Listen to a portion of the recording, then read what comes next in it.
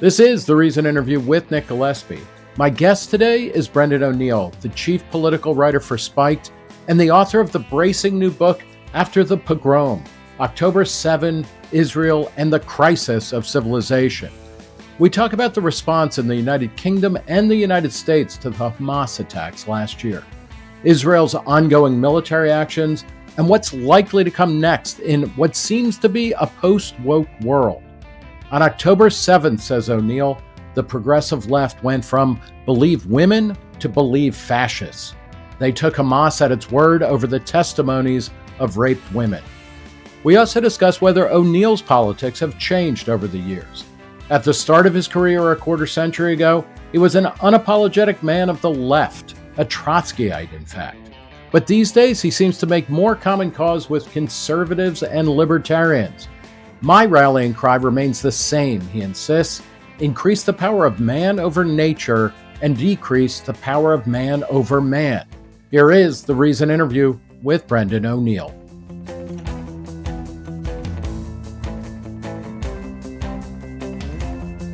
All right, Brendan O'Neill, thanks for talking to Reason. Hey Nick, how you doing? I'm doing pretty well. Your new book is After the Pogrom. Let's start off with a basic question. Why did you write this book? I wrote this book because I thought the Western world went insane after Hamas's pogrom on 7th of October 2023.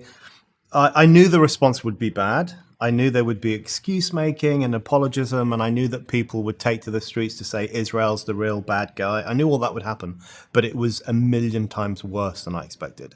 And as I was watching all this stuff, I thought, I need to write about this. I need to explain why so-called progressives and anti-racists and anti-fascists in the West have taken the side of a fascist movement like Hamas. So I just thought I've got to get these ideas down on paper. And part of it that's interesting is, most of the horrible response, or I'll say the response supporting Hamas, it's all from the left and from the hard left. It's not, 50 years ago, or certainly 170 years ago, it would have been the right would have been, elements on the right that would have been celebrating the killing of Jews. So talk a little bit about that. Draw the line.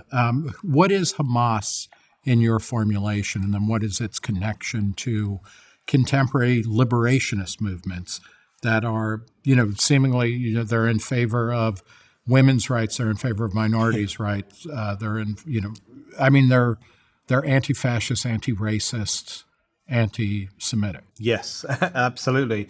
I think Hamas is a Jew-killing machine that masquerades as a national liberation movement.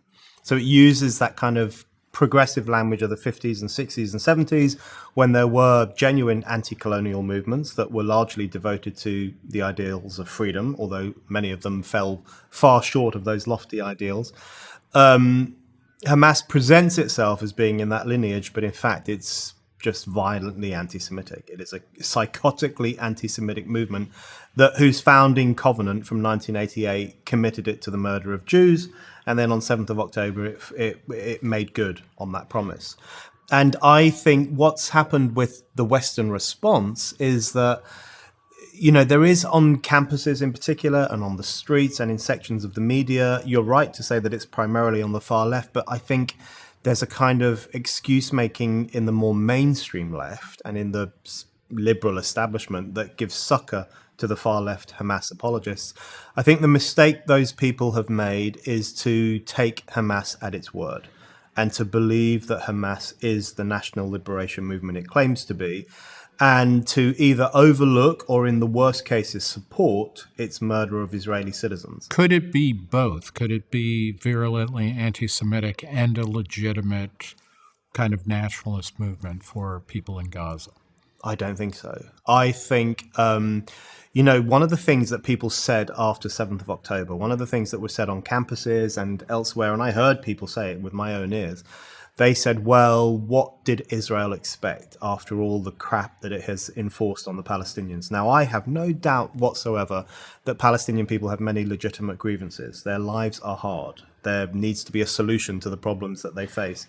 But the idea that raping Jewish women or murdering Jewish children or kidnapping Jewish grandmothers is in any way a legitimate response to a political grievance, that's a new one on me. And that is actually what people were saying. And literally the last people on this planet who said that killing Jews is a legitimate response to political or economic grievance was the Nazis. Their Jew killing hysteria in the 30s and 40s was driven by an attempt to fix their economic problems, to pin the blame for their political isolation on this one group of people. So when you hear leftists and progressives and so-called anti-fascists in 2023 and 2024 essentially making the same argument in relation to Hamas, that I think is incredibly worrying. We'll talk a little bit about the response in Europe and the UK and America in a second to it, but let's stay on Hamas a little bit more. How important is it that Hamas is fundamentally religious to your analysis? I think it's pretty important. I think this is a movement that essentially wants to set up a caliphate, which has a religious opposition to something like female equality or gay rights, or even to anyone who doesn't follow the Islamic belief system. They have that kind of burning hostility. They are ISIS light. They are a form of ISIS-style politics. They have that religious hysteria, that religious contempt for kafirs like me and you, people who don't follow Allah, who don't believe in the Quran. They would see us as lesser beings and potentially deserving of some form of punishment. So it's very important that they are religious. And I think actually what happened, if you go back to the Palestine Liberation Organization and Yasser Arafat, and it was very cool in the 60s and the 70s and the 80s, and you will remember some of that period when it was cool to wear the Keffiyeh, to be pro-PLO, to say, look, I stand with these warriors of national liberation against the American imposition on the Middle East, i.e. Israel. Fine, whatever. I'm not really old enough to remember that stuff, but I kind of get it. But what I think people fail to realize is that there has been a significant shift from movements that were devoted to a secular vision, and the PLO, for all its faults, had a secular vision for a nationally liberated territory called Palestine. And then at some point in the 80s and the 90s, with the exhaustion of that kind of politics, you have the emergence of these new religious movements who have no desire whatsoever to set up an independent nation state that is democratic and secular, but instead want to impose on the Palestinian people and the Jewish people a psychotic caliphate in which no one would have freedom. So that shift, I think, is very important and tells us a lot about the crisis of politics. What explains that shift? Because one of the things that I think about in the Middle East today that is different, and I am old enough to remember when Yasser Arafat was kind of a celebrity. But the PLO and Israel also were very secular. It was not, there is a religious dimension to it, but it seemed to be an ethnic struggle, not a religious struggle. And it's not quite the same, but in Israel now you have extreme religionists who are also, kind of fanning the flames of things as well. Why did that part of the world shift from being secular to very religious? I think, I wouldn't compare Israel to Hamas. I'm not saying that's what you're doing. And even though there are religious extremist elements in Israel, of course, I don't think they are at the forefront of Israeli politics.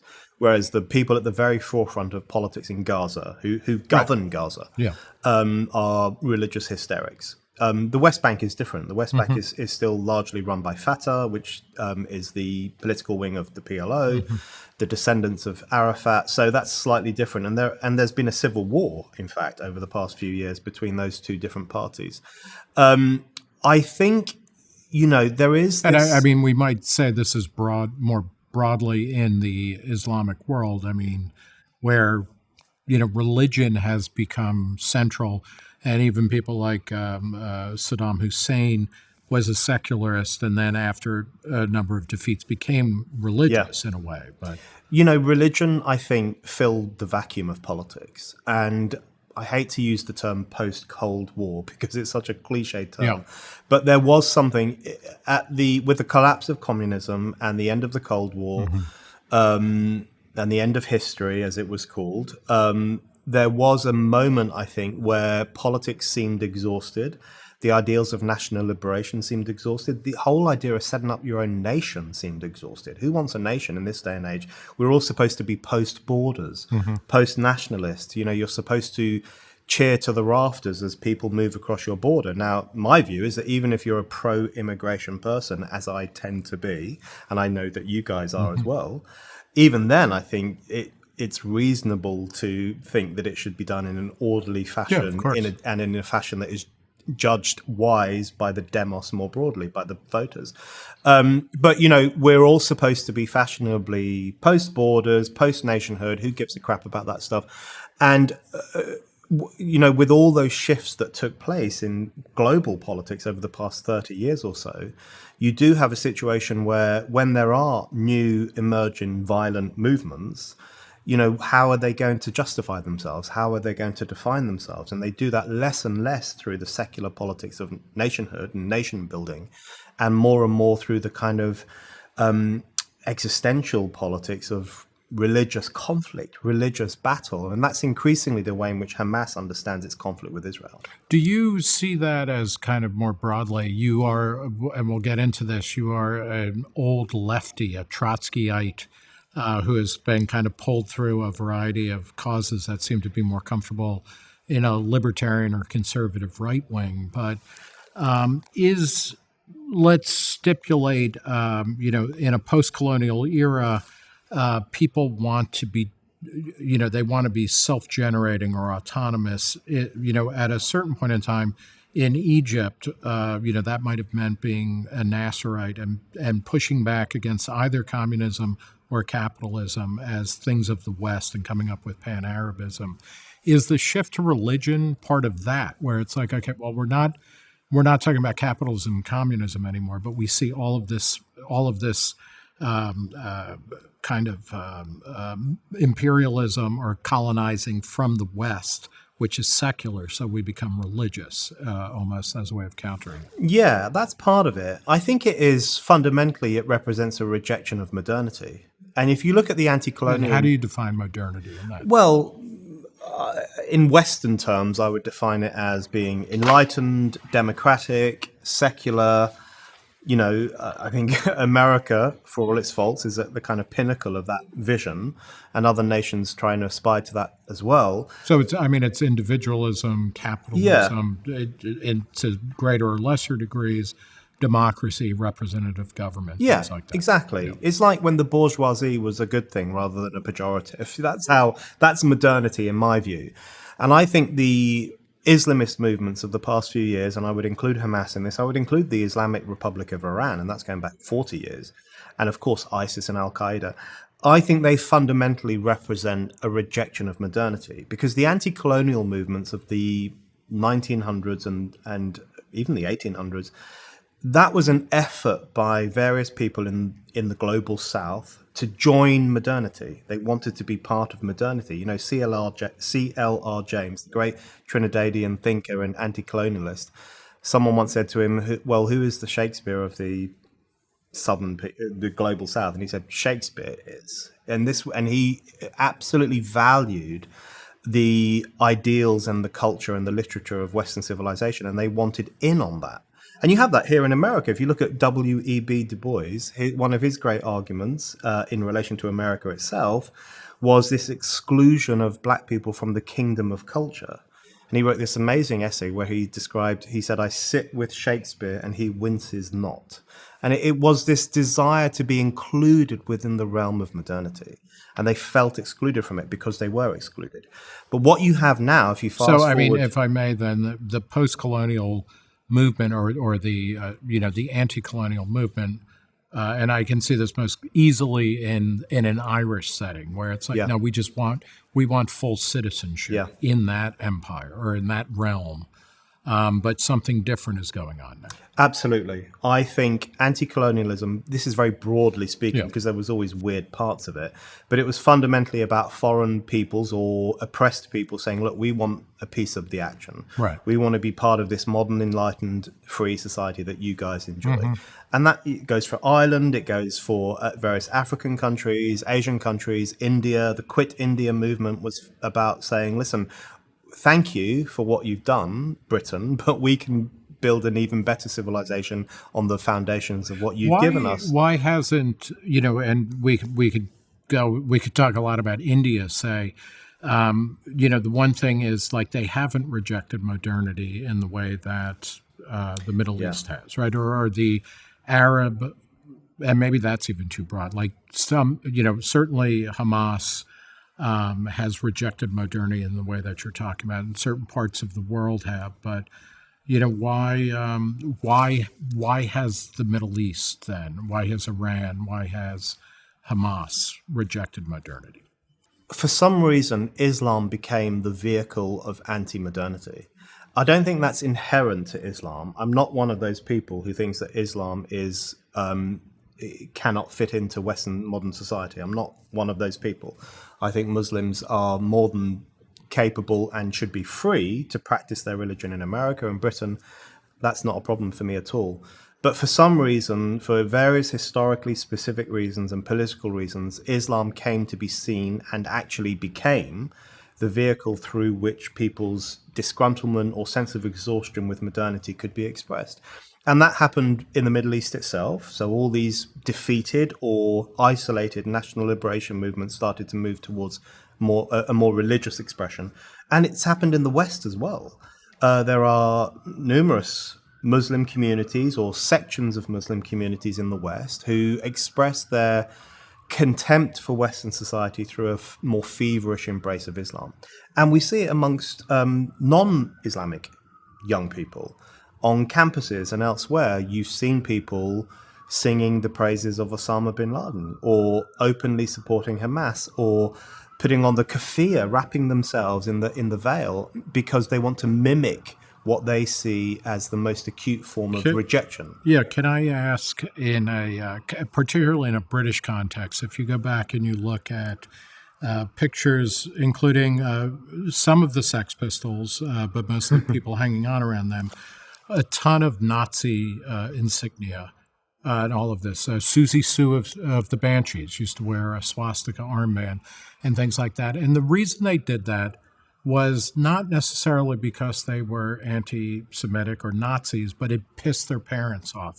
Is wearing the keffiyeh, when you're strolling down Carnaby Street, or I have no idea what's hot in London now, is that just a way of saying to an old generation that is tired and won't get out of the way, like, fuck you. We reject you.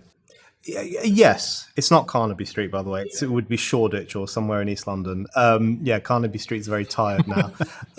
Yes, I think that's an element of it. But the problem is that the older generation love it. When Susie Sue and the Sex Pistols and others wore a swastika or some other Hitlerian insignia, it really pissed off the older generation, because the older generation were people who fought in that war. They were the people who did it. So they were... That's why it worked. Yeah, they were incredibly offended. If you wear the keffiyeh now down some street in London, especially older middle-class people will fawn all over you. They will say, oh my God, you're so socially aware, you're so wonderful.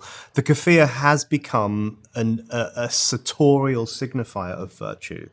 And that goes across generations, in fact. You see all people wearing it. But I think there are still ways in which people... Could I just dig a little on that? Because After the Pogrom, you have a great chapter, an essay about kind of the keffiyeh as a signifier of various things. And you talk about, I'm forgetting her name, the young woman who was the first female hijacker, a Palestinian woman. I forgot her name as well. Who made the keffiyeh into an international kind of, she made the keffiyeh the equivalent of the beret, before, and all of that kind of stuff.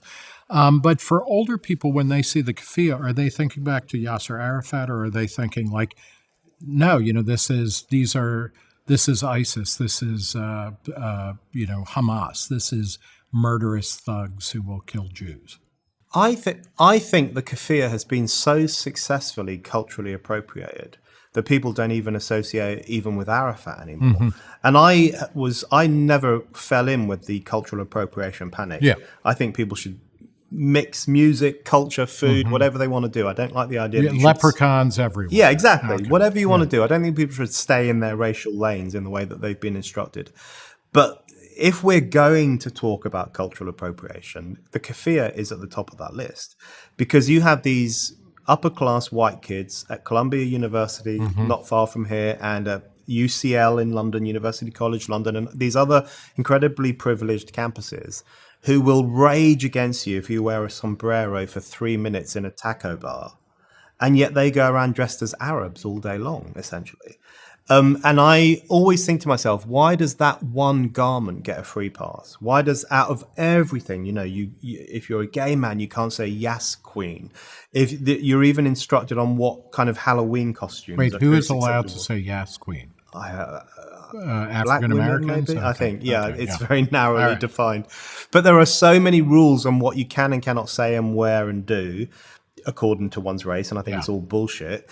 But this one garment gets a free pass. And the reason it gets a free pass is because I think these people have worked out that there is greater value from its wearing rather than from the policing of its wearing. And the value of its wearing comes from the fact that it is a signifier to your fellow travelers in the universe of luxury beliefs that you too are anti-Israel and pro-Palestine and therefore a good person. And that's what it means. Before we talk about the Western response to the Hamas atrocities on October 7th, let's just stay there for a second. What is the role of Israel running Gaza, and if not occupying the West Bank, policing it? What, if any, role does Israel have to play in this? And, it's interesting when you were talking about the post-colonial moment. Not too long ago, I rewatched Exodus, the movie with Paul Newman and Eva Marie Saint. And what's fascinating about that, which came out, the novel was written in the late 50s, I think the movie's early 60s. So Israel's, a dozen years old, basically, when it came out. And it's a post-colonial story. And the British are actually as much or more the villain as any Arabs in that movie. And the Americans are kind of somewhere in between. But Israel in 1960 or even in 1970 or 1980 is one thing. Israel now is the regional power. How does that play into grievances that are legitimate that people living in Gaza or the West Bank have?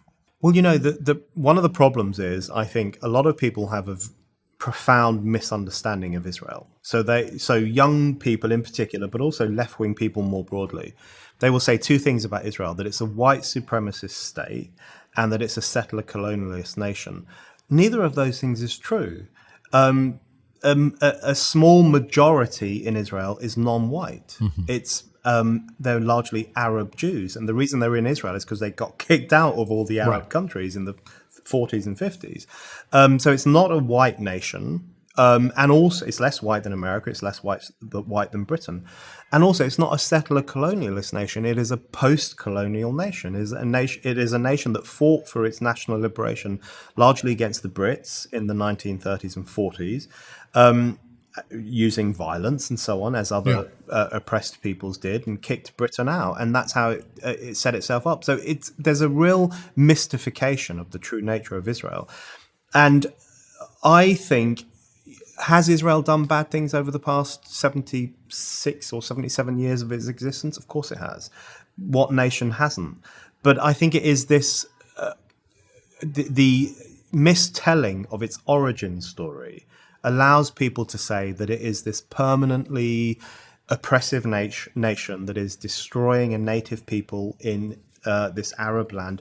And all of it is wrong. All of it is completely wrong-headed. And in truth, I think The Jewish people have a profoundly legitimate claim to that part of the world. They fought for their creation of a state in that part of the world by taking up arms against the British mandate in Palestine. And they've demonstrated that they're more than capable of governing that part of the world. And in my view, that makes it a democratic, legitimate, positive nation.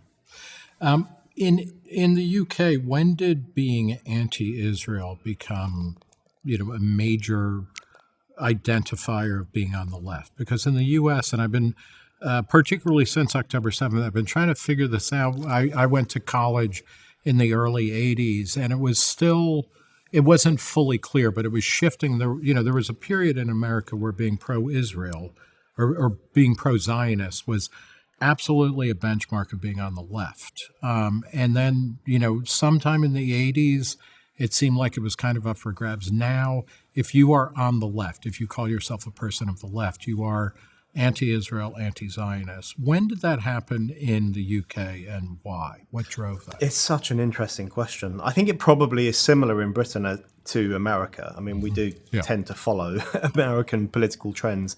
But you're absolutely right. If you go back to the 1967 Arab-Israeli war, the Western left largely supported Israel. They supported these plucky Zionists who were not long from the Holocaust, and they were fighting for their continued existence. Even through to the Yom Kippur War. In 73, the left in the West generally supported Israel. There's a great photograph of Leonard Cohen singing with his acoustic guitar, singing songs to IDF troops. And Western counterculturalists and others lapped that up. They thought this was a very romantic and positive vision of people fighting for their nationhood against marauding, invading Arab armies, which is how they were seen. Which also plays into a certain level of Orientalism. Oh, there was unquestionably an Arab phobia to some of this.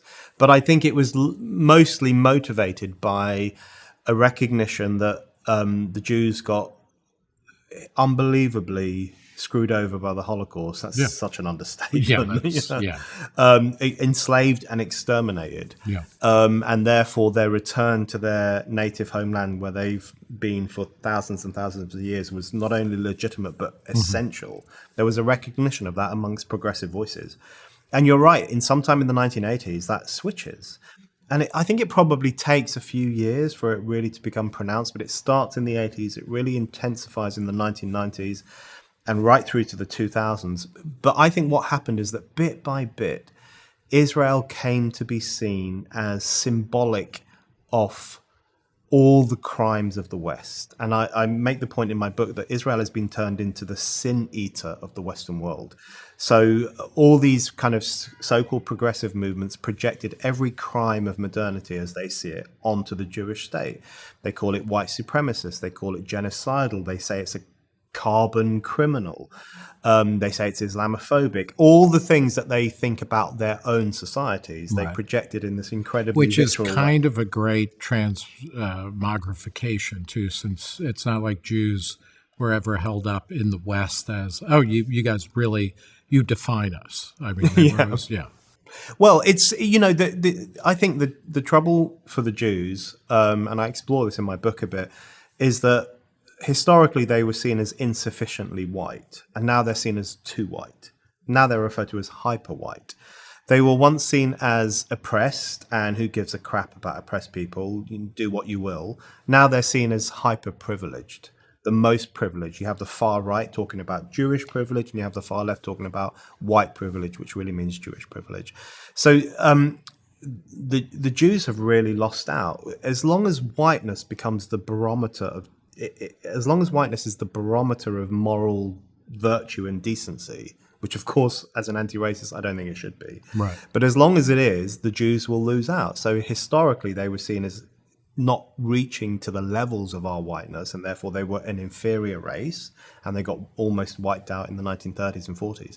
Now, when whiteness has become a demonic thing, and we're all supposed to apologize for our white privilege and self-flagellate for the crimes of white people in the past, now Jews are seen as being too white, too privileged. So they lose out every time. Yeah, what's the role of capitalism in this? Because in the West, one of the reasons that Jews were hated was that they personified capitalism.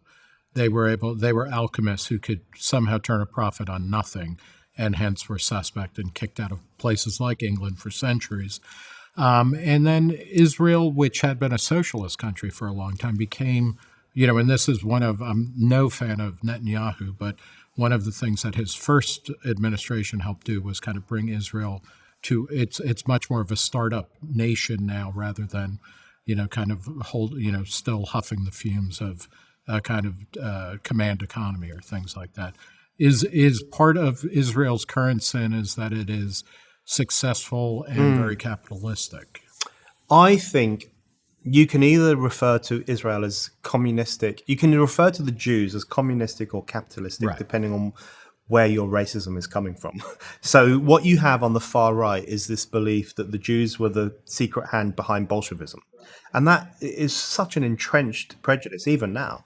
They will point to people like Trotsky, Right. Leon Trotsky and Rosa Luxemburg, and the fact that there were lots of Jews who joined forces with the communists. And they will point to that as proof that communism was a Jewish global conspiracy. That is what they believe. And then on the other side, on the far left, and this was referred to by August Bebel, a great socialist thinker in the early 20th century, he referred to it as the socialism of fools.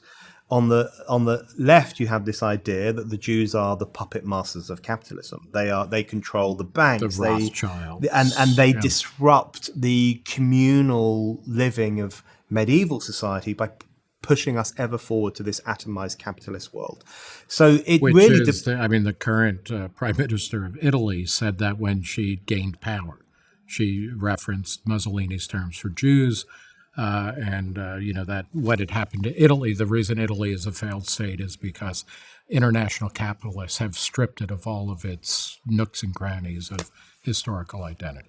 yeah. And what you have is a situation now where both anti-capitalism can quite easily trip over into anti-Semitism, and also so can anti-communism. And it's worth keeping an eye on when that happens. So if you look at the anti-globalization movements of the late 1990s, early 2000s, and even Naomi Klein made this point, because she's a smart, I don't agree with her on many things, but she's a smart thinker. And she recognized that there were anti-Semitic elements in the anti-globalization movement. And if you went down to Occupy Wall Street, however many years ago that was, 15, 20 years? It's a long time. Yeah, about 15. Yeah, and there was anti-Semitic stuff going on there. There was stuff about who really controls the banks, who really controls America. So anti-capitalism, there's a By the thin way, line. we know it's the libertarians. Yeah, that's because right. That's right. We get blamed for everything. Yeah, it's you. So, yeah. But there's a thin line between anti-capitalism and anti-Semitism. There has been for a long time. It's the socialism of fools, as it's referred to. But there's sometimes a thin line between anti-communism and anti-Semitism. And I'm not saying that you can't be a critic of capitalism without becoming an anti-Semite. And I'm not saying absolutely that you can't be a critic of communism, otherwise you'll become an anti-Semite. Or That's not that the you case. can't be a critic of Israel Yes. without necessarily, that doesn't mean you're anti-Semitic. No. And people will often say that to me, and people have said it to me many times since the book came out. They've said, are you saying it's racist to criticize Israel? And of course, I'm not saying that. And I give the example in my book. If you were to say, I don't like Israeli food, I went there and I hated it, it was too hot, and I don't like Netanyahu and I don't like their wars, that's obviously not racist. But I think what we've seen over the past year, since 7th of October, is not criticism of Israel, but a deranged, hysterical obsession with Israel. And an obsession with Israel not only as a problematic state, and if people want to say that, knock yourself out, but an obsession with Israel as the worst state in the world. A columnist for The Guardian referred to Israel's war in Gaza as uniquely murderous in historical terms. That is obviously ridiculous and historically illiterate. But there is this impression amongst significant sections of people, the population in the West, that Israel is not only a problematic state, but the worst state that has ever existed. And that's when it crosses the line from criticism into something else. Yeah. Part of what I read after the pogrom is you're kind of unraveling a whole string of, or a skein of kind of left-wing progressive threads.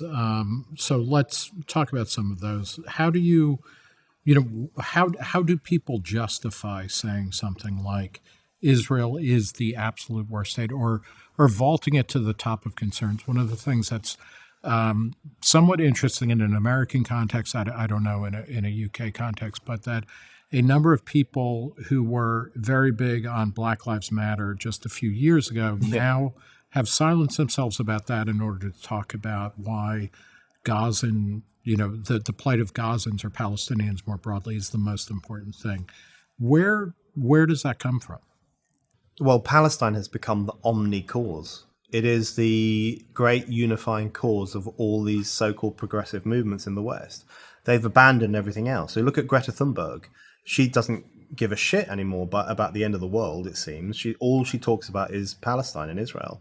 The same with Black Lives Matter. The same with even the gender fluid, trans, gay rights lobby, whatever it's called these days. They've thrown their lot in with this movement as well. And you have movements like Queers for Palestine, which I think is a suicidal movement. So they've all been drawn towards this omni-cause because it is the means through which you can advertise your virtue, demonstrate that you're a good person. If you really want to be thought of as an acceptable member of polite society, you have to join this movement. You have to align with the idea that Israel is uniquely barbarous and the Palestinians are uniquely oppressed. That is the key to the dinner party circle. Have you talked with people from Queers for Palestine? I mean, how do they, and I'm not saying you can't support a country that would, or Hamas is a good example where they actually killed one of their leaders because they suspected him of being gay. And it's not to say that, other countries or Israel is the greatest place in the world to be gay, although it's certainly the greatest place in the Middle East to be gay. Have you talked with, Queers for Palestine and how do they justify supporting a place which would, or a group like Hamas, which would kill them or injure them for being who they are? I have spoken to them on some of the demos that we've had in London because we've had them almost every week. This is the only thing that gets people on the streets. And I've written about them a few times. I find them a very curious, slightly tragic movement. And you're right, Israel is not uniformly gay-friendly. I mean, Tel Aviv is an incredibly great gay-friendly city, which is why bin Laden wanted to blow it up. He really hated Tel Aviv. But then Jerusalem is much more stiff and religious and reactionary and so on. So they keep it on the down low, just like in biblical it's times. on the quiet. But of course, the point to be made is that across Israel, regardless of where you are, you do have certain rights. Yeah. And that's always a good thing. People should have the liberty to live as they want to live. But I think with Queers for Palestine, they will really tie themselves in knots to try to justify what they're saying. And one of the points I make in my book is that if these people went to Gaza, they would have a tough time. Now, you're right. That doesn't mean that you can't support that country. I'm sure India, quit India in 1946, 1947, 1948. I'm sure there will have been many elements of Indian society that I wouldn't have liked, and maybe you wouldn't have liked, but we probably would have supported quit India. We would have said, look, this should be ruled by Indian people, not British people, even if we didn't think everything about Indian society at that time was wonderful. So I understand that, but I do think the Queers for Palestine movement is part and parcel of, it's kind of an anti-Westernism that masquerades as an anti-imperialism. So it's this kind of burning contempt for anything considered modern or enlightened or born of the West. So what Queers for Palestine will often say about Palestinian territories, and they will also say about Africa and Asia, is that the reason these countries are homophobic is because of the old colonial laws. We imposed it on them. It's Britain's fault. We brought these laws, because Britain did bring homophobic laws to these countries in the late 1800s and the early 1900s. I just find that such a cop-out. And actually, ironically, racist, because what these people are essentially saying is that everything problematic in these foreign countries is defined by their previous relationship with colonialism. Whereas, in fact, they've had 100 years in which they could have progressed and they could have developed and they could have had new, freer, liberal laws in relation to homosexuality and so on. So there's a lot of excuse making, there's a lot of apologism, and it boils down to the fact that they cannot grapple with the reality that the ideas they support, the kind of blue-haired, freewheeling, libertine, gender-changing ideas, absolutely would be crushed like that if they were ever to go to Palestine. What I mean is this, and in the book you go through various things. We talked a little bit about cultural appropriation, where okay, the Keffiyeh gets a free pass. You can talk about Queers for Palestine, a lot of women. It's disturbing to see the women's movement, or people who, in an American context, just a couple of years ago, were saying "believe women," are now saying, "I need to see, absolute evidence of sexual violence." And then when it is presented to them, they're like, "No, that's not good enough." I mean, is this just a Western problem of guilt about privilege, or like where do you is it a single source for all of the kind of most insane embrace of a kind of not simply we're trying to understand why Hamas did what it did, but an embrace when you have people who are saying things like I got excited when I saw the footage and things like that. And you have the book is replete. It's a very good catalog of the worst statements that people made on October 8th. Actually in some of them by the evening of October 7th. That's right. Yeah. Well, while it was happening, Yeah. Harvard University, 31 societies there, issued a statement while the pogrom was happening, saying this is all Israel's fault. So while Jewish women were being raped, they said it's Israel's fault. I mean, that's the kind of thing, that's one of the reasons I wrote this book. I wanted to remind people of what people said. And I don't think we should gloss over the fact that the hyper-privileged kids on the manicured lawns of Harvard engaged in the politics of she was asking for it while women were being raped in the Negev desert at the Nova Music Festival. So it's really important to remind ourselves of that.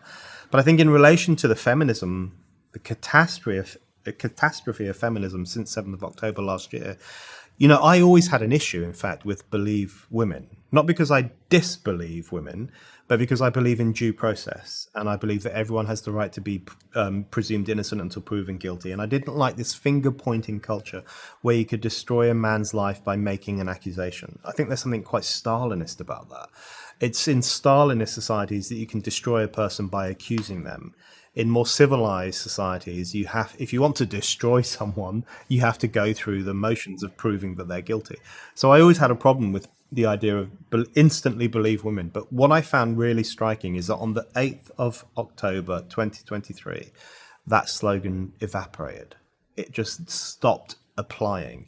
And in fact, we went from a situation where the progressive left in the West, they went from saying believe women to believe fascists, because they took Hamas at its word. Hamas denied that its militants had abused women, even though there's reams of evidence that they did.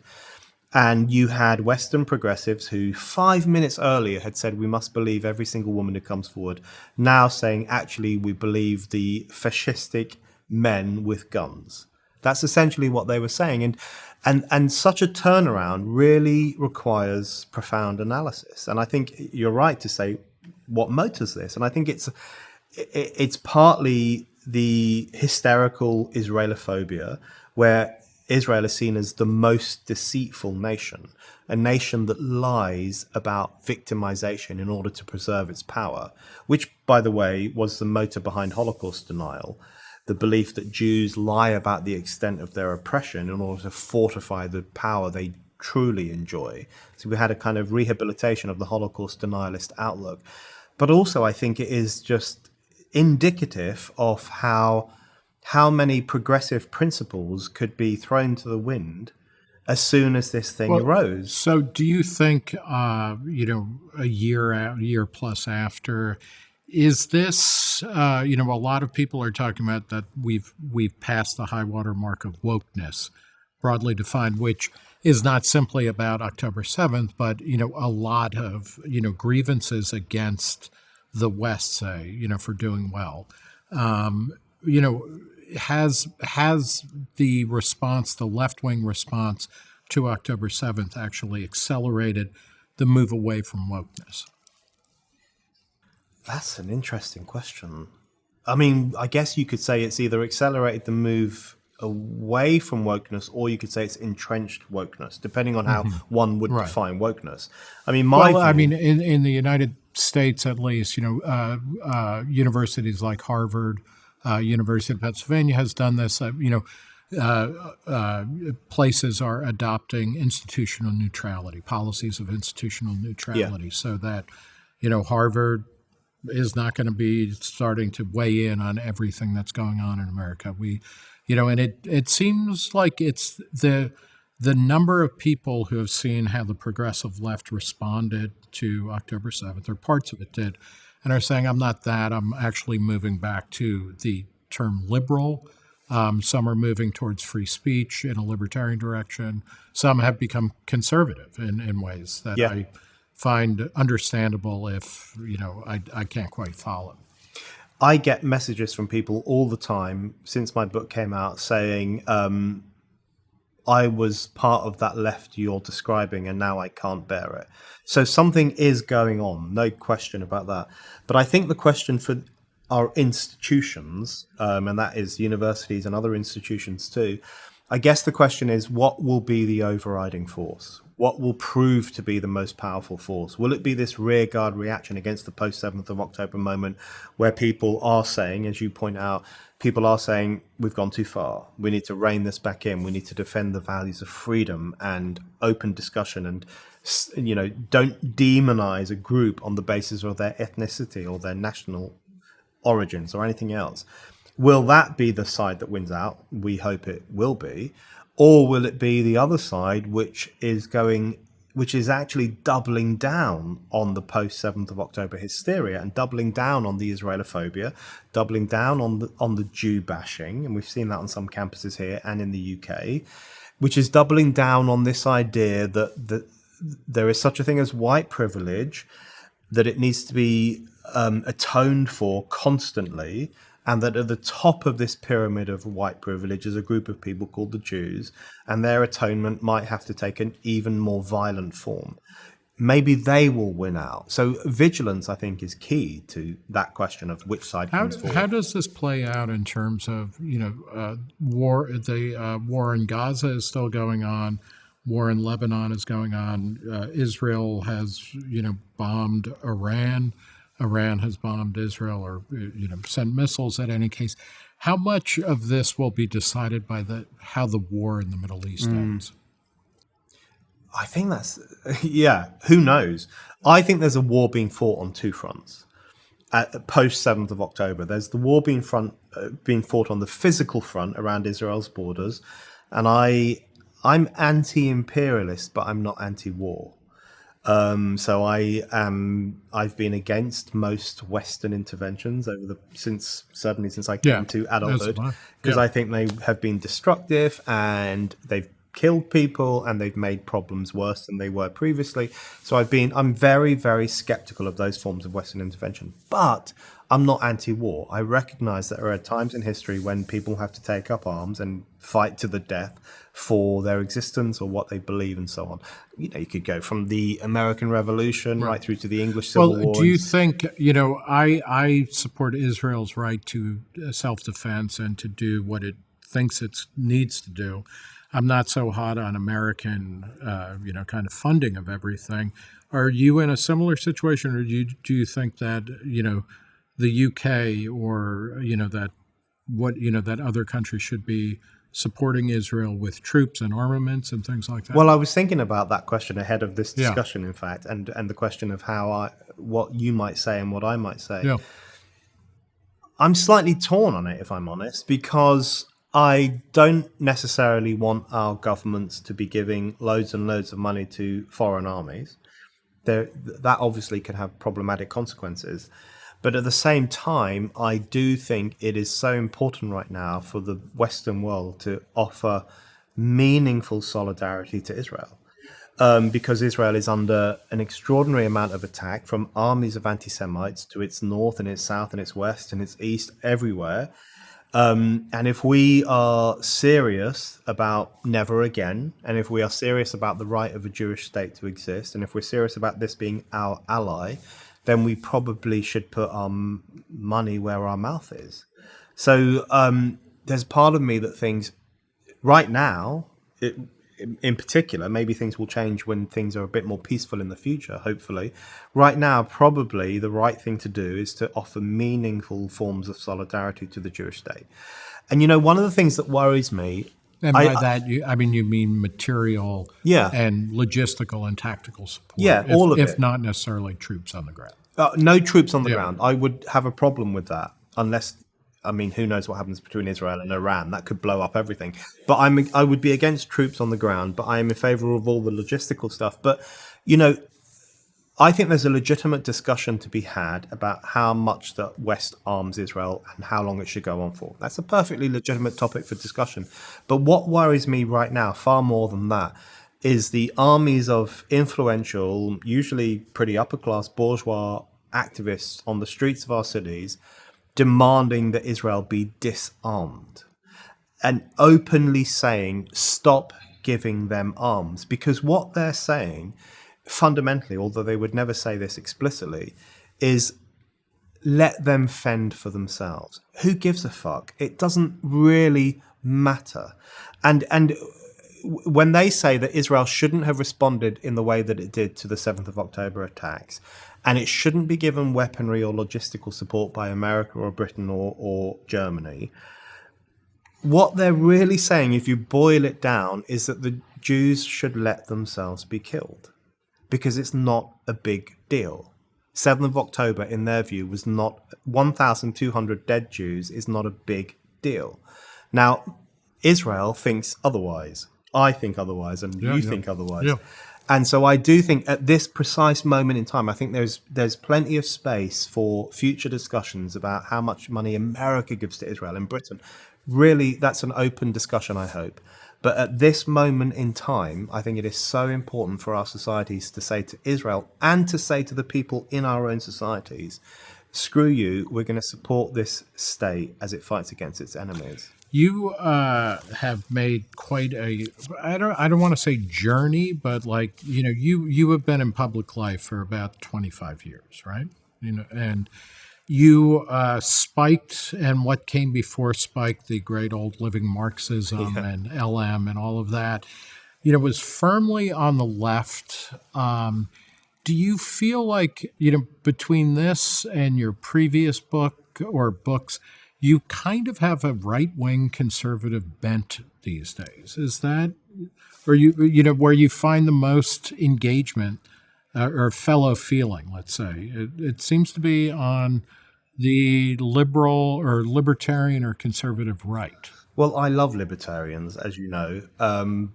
They're just more fun than the rest of the political strains. So that's always good.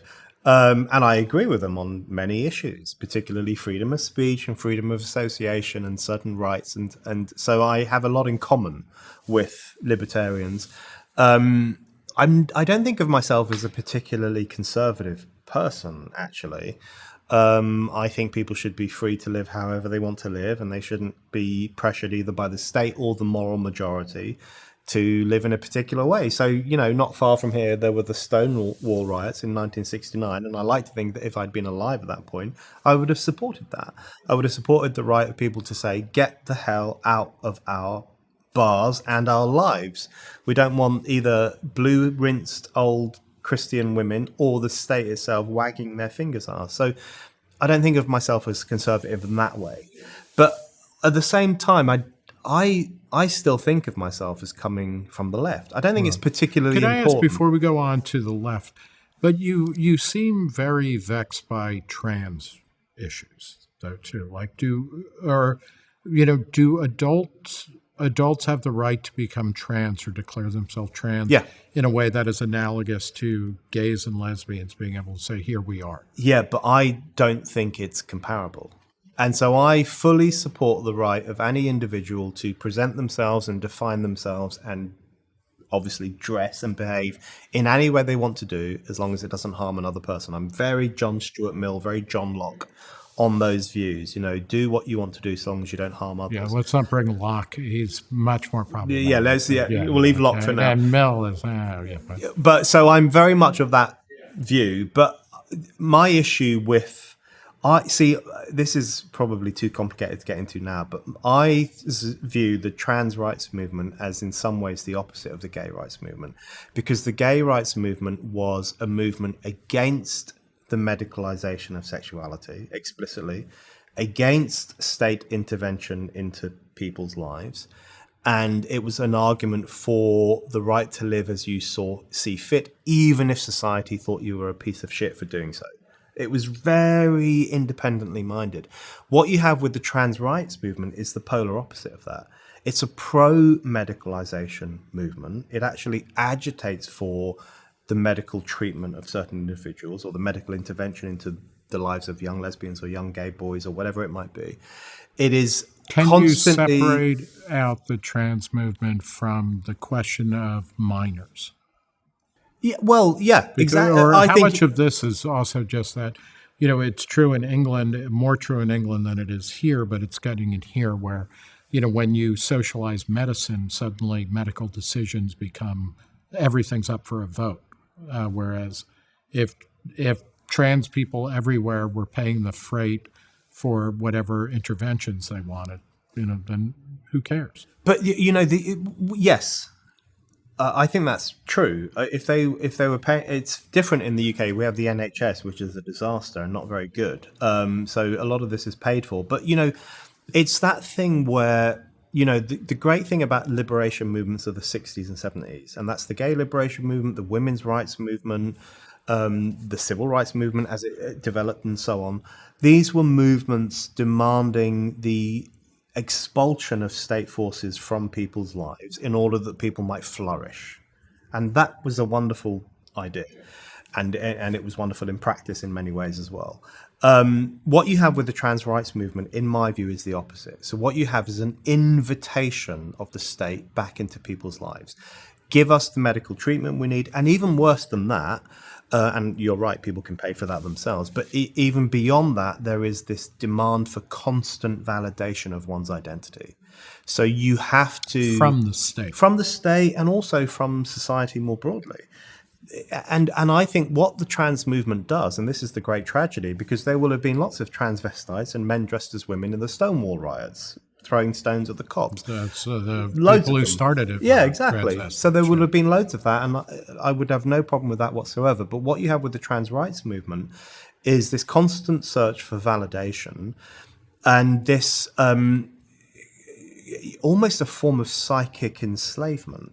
So the individual becomes enslaved to the necessity of recognition and the necessity of not just the state, but every person in society, you, me, J.K. Rowling, everyone, to say, yes, you are a woman. And if one person, just one person says, I respect your way to live as you want to live, but I don't think you're a woman, then that's a problem. So it becomes very illiberal. It becomes very authoritarian. So the gay rights movement and all those other liberatory movements of the 60s and 70s didn't tend to have that edge to them because it was a devil-may-care libertarian. I want so to it's believe very different. That. I mean, I'm thinking back to, conservatives in the early 60s, even before gays might have been arguing for, the right to marry. They were like, it was an affront to walk down the street and see men acting that way. But the gays didn't give a damn. That was the difference. They didn't care less. And in fact, they probably relished in it because they were like, screw you, we'll do what we want to do. Well, that's the difference. Yeah, and now it's much more a movement that cannot countenance the existence of people who disagree with it. Is that more a youth thing? I mean, what is the generational dimension? Because, we started out by talking about, young people, college students at places like Columbia wearing the Keffiyeh and annoying people. Punks annoyed people. Young people annoy their elders. That's what you do. how much of this should be understood more broadly in generational terms of like, there are a lot more old people than there used to be. Society is older, certainly in Europe and North America. And old people like won't die and they won't get out of the way and they continue to control the means of, production and consumption and culture. How much of all of this needs to be understood in terms of just you will use any means necessary to knock off the old goat in the corner office? But this is the thing about the new movements that is so striking, which is that they are very often flattered by the older generation. If I was young, which thankfully I'm not, that would freak me out. The great thing about being a punk or being a Stonewall rioter or being Jermaine Greer in 1969 debating Gore Vidal or whatever it is, the great thing about all of that is that you really did piss people off. And you pissed people off not for the sake of it, but because there were real structural problems in society that you were bristling against. The thing about the trans movement, and not just the trans movement, but also wearing the Keffiyeh and everything else, is that you will win praise and praise and praise from the institutions of society.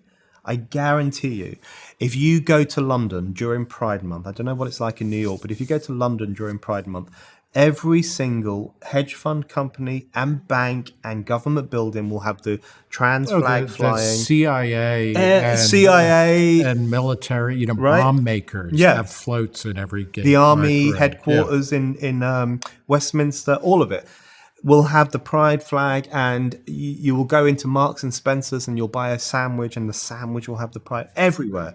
Every element of capitalism, capitalist society bows down to this idea. That's enough to make an old Marxist like me suspicious. And I always think, why is that happening? Yeah, why? Well, what's your example? And let's focus on your leftiness a little bit. And I guess it's interesting to think about it in Marxist terms, not leftist terms. You're not a liberal. It's you don't just believe in the way things are, but like the government can tax 10% more and spend 10% more. Marxism is a different type of critique. It is a different type of critique, but you mentioned Trotsky earlier on, and I've mentioned him as well, I'm sure. The thing to bear in mind about Trotskyism, for all its innumerable faults, is that it was born out of opposition to Stalinism. Trotsky was the great opponent of Stalin, and Stalin killed him in Mexico City, and I'm sure some of your viewers will have actually visited the room in which that happened, as I have done. Trotsky was born out of an opposition to Stalinism, and Trotskyism was born out of that as well. So it had an element of freedom to it. It hated Stalin because Stalin was such a gross authoritarian. And in fact, if you read some of the stuff that Trotsky wrote in the 1930s about press freedom or freedom of speech, it's as good as the stuff you guys publish at Reason magazine. It was really good stuff. It seems like, it's a little too late, because when he was actually helping to run the Soviet Union, he was not so enamored. Yeah, but we all love a convert to the cause of freedom. But I think we talked about this last time about, because people say that I've gone from being a leftist to a right winger, or from a Trotskyist to a fascist. But I think we talked about this last time, where I said to you that my view is still the same as the one Trotsky outlined in a brilliant essay in the 1930s or the 1920s, where he said the great aspiration for society is to increase the power of man over nature and decrease the power of man over man. And that is still my rallying cry. I want to increase our power over nature in terms of having more production, more exploration, more a greater human footprint in order that we might liberate more people from poverty. And I want to decrease the power of man over man in the sense that I want less censorship, less authoritarianism, less social control, less state nipping at your heels all day long. So is that now far right? Is that now a right-wing proposition? Because 80 years ago, it was a revolutionary proposition. Well, what's changed? Yeah, it might also be that in the 80 years or however long it's been since Trotsky wrote that, economics have become, clearer that the way that both Lenin and Trotsky, and then certainly Stalin, tried to go about giving man more control over nature as well as man over man, like that didn't work very well, and that you can actually have a hyper-abundant or a super-abundant society in terms of material resources through a much more market-governed economy. And you can also help people have more self-determination without going into the excesses of communism. Yeah. Or anything like that. Yes. And, one of the things I have realized, I suppose, over the past 25 years or so of me doing whatever it is I do, is that there are points in history where you have to have a reckoning with yourself. And lots of, just to come back to the themes of the book, lots of revolutionary Jewish people in Europe did that in the 1930s and 40s, because a lot of those people were critics of the idea of Zionism. They thought that having a specifically Jewish state would be very defeatist and very isolationist. Well, and actually you talk about Trotsky and Rosa Luxemburg, who had their differences, to be sure, but were both critics of Zionism because they thought that it gave too much away to anti-Semites. Could you explain that a little bit? So both Trotsky and Luxemburg and lots of other revolutionary voices in early 20th century Europe, right through to mid-20th century, they thought that creating a specifically Jewish state would be an accommodation with anti-Semitism rather than a confrontation with it. So the idea that they had was that if we run away from Europe because it's so anti-Semitic, as it was even before the Nazis, we're being defeatist, we're cowering, we're giving in.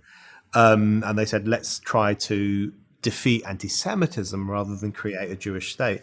But the point is that those arguments, in my view, collapsed like that in the 30s and 40s. Because when the Jews were being enslaved and exterminated and completely wiped out, then it was absolutely logical that they would create their own state. And as many people have said, the lesson that polite European society took from the Second World War is that nationalism is bad.